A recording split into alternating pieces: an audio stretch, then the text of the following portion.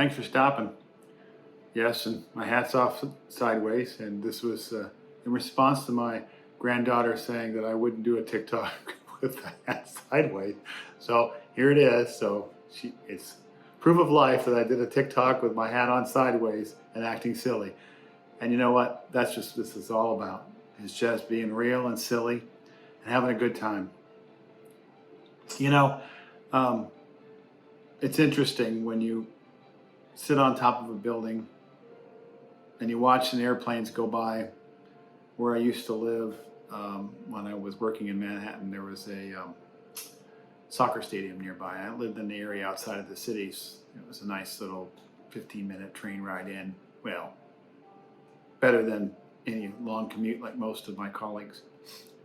But I enjoyed watching the planes go by, and you know, it's like being in the airport, watching people walk by, wondering where they're going.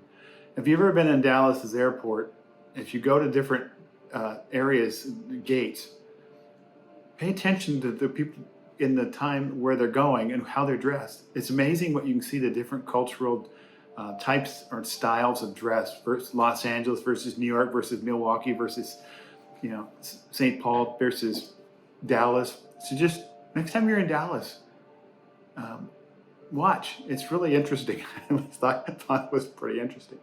So, you get to know these people. And when I was in the military, you transfer stations, and lo and behold, you'd find somebody that you worked with or knew. And it doesn't matter what the size of the base was, you would find somebody. And it was just a way of showing you the world was a lot smaller than you thought. What's the point? The point is, when we interact with people, we make an impression, a good one or a bad one. As Christ followers, as believers, we want to share the love of Christ. We want to be a positive one. Nobody's perfect, and we make mistakes, and hopefully we'll repair those mistakes.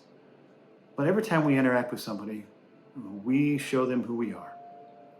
And the world is small enough to eventually people will come around and say, oh, I know that person, and their character is such and such.